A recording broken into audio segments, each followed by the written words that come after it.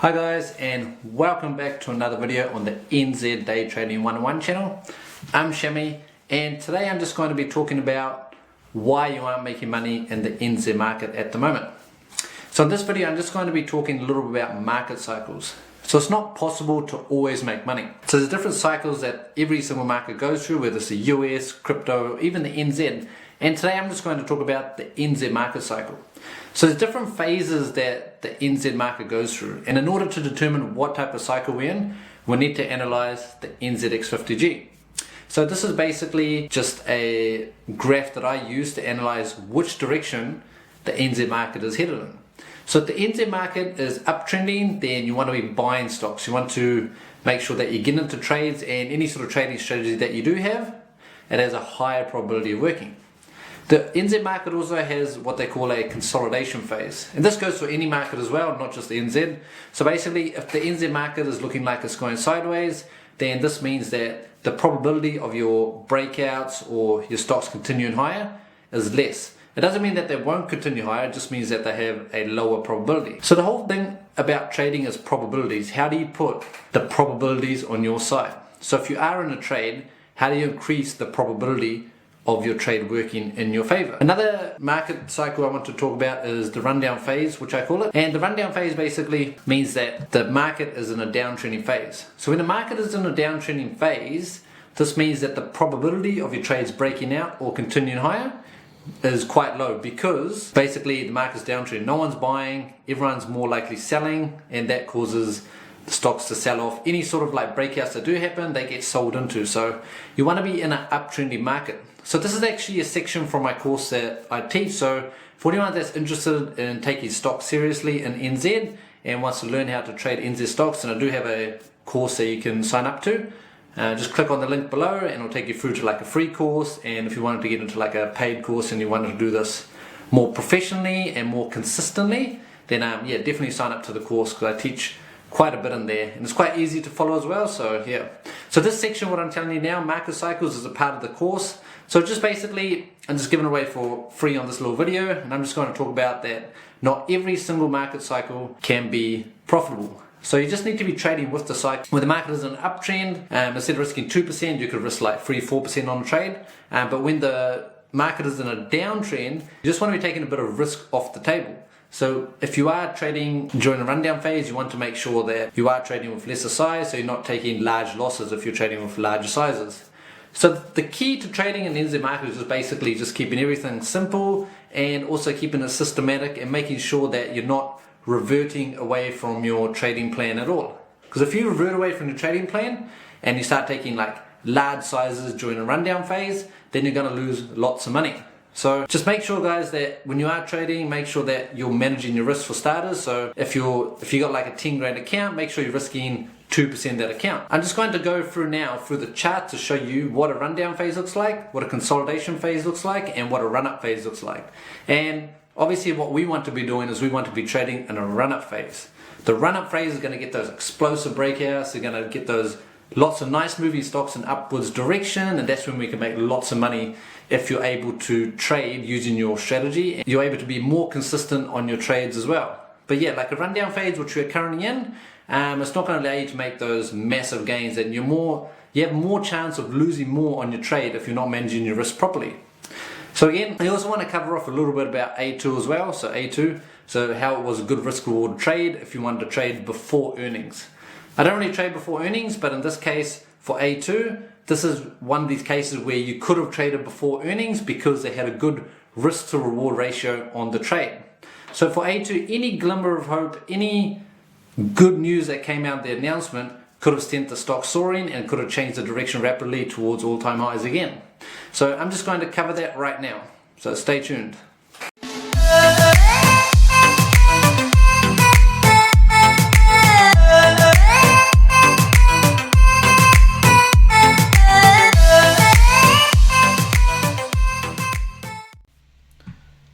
Alright guys, so in front of me here we have a chart of the NZX 50 index. So in order to get to this NZX 50 index, you'll basically open up TradingView, and you'll just go up the top here, and then you'll just go and search up NZ 50. And you want to go to this NZ50G one, so the NZX50 index. So it should say TVC on the other side. I'm not sure what that means, but I don't care because I just want to see the chart. And here we can see a nice big chart. So a lot of you people are probably wondering, what is the NZX50 index? Like, how can we use it for our trading? So basically, the NZX50 index is the main stock market index in New Zealand. It comprises 50 of the biggest companies in the New Zealand stock market. So this means we can analyze if institutions or large investors are buying or are they selling. So, and I'm just going to show you a good way that I use in order to analyze this to see if my trades will work in my favor or not. So this is also a section that I do teach in my course, and today I'm just going to talk about it for a little bit. So, there we go. So if we come here, so how do I analyze this? First of all, I want to make sure that I have the daily candles open. So I use daily candles because it basically gives me a more smoother chart. So the thing is, if you start using like a 1 minute chart, then you won't get much of a smooth chart here. You still won't know the direction of the market. So by having a daily chart, so I'll just go back to 1 day, you can see like what's a good time to be trading and what's not. So I'm just going to show you right here. So in order for me to depict whether I should increase my risk on trades, or if I shouldn't, or if I shouldn't be trading, or if I should be trading, then this is what I do. So basically I just go to my drawing tool and I just want to mark out any high highs and high lows. So here we can see that the market was an uptrend because you can see that there was higher highs and lower lows. So this kind of gives you sort of a, you know, a chart to say, hey, look, the market's in an uptrend. So if you had to, even if you had to draw it out, you can kind of see like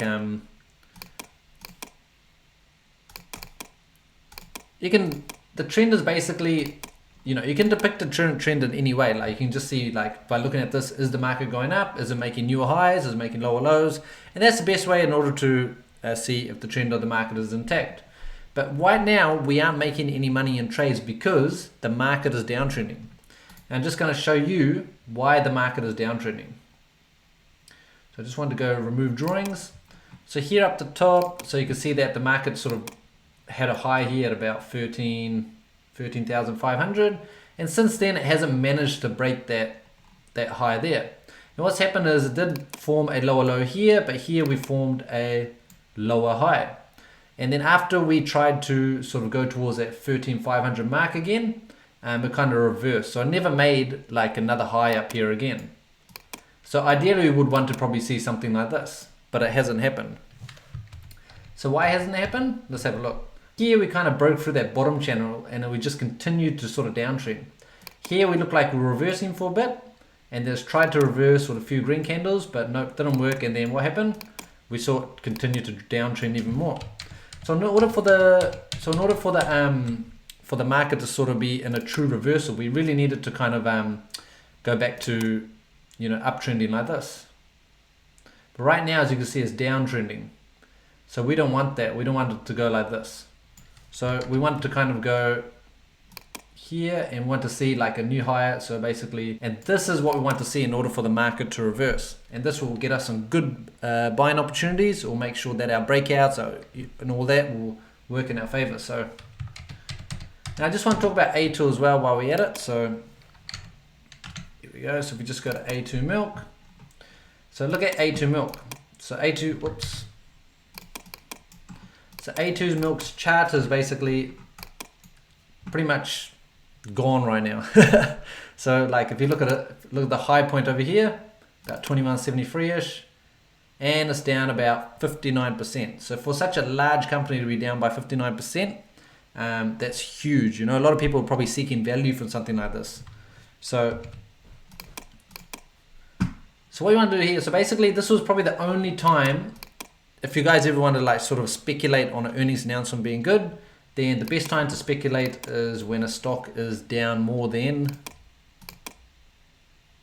50%. For stock to go down even more than 50%, there's a lower chance of that happening. But in this case, it did happen. But if you saw a similar stock that's got smashed by about 50%, then any sort of good news here on the earnings announcement, it would have, it would have gapped up, it would have filled this gap here. and you could have made some good gains. So if you had to risk something on this trade for a clear reversal, then you could have you know, put a long position over here, something about here, and for this to go up, retrace back up to about, you know, 1629 or something, you could have risked about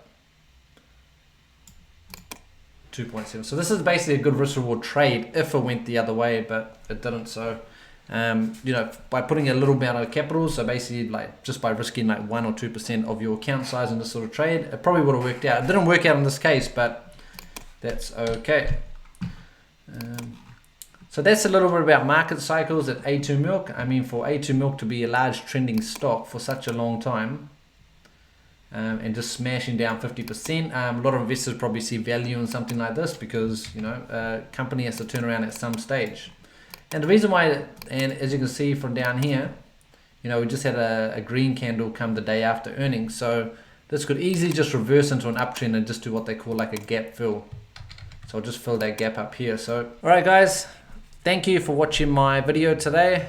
So that's just a little bit on market cycles and how I use market cycles to trade.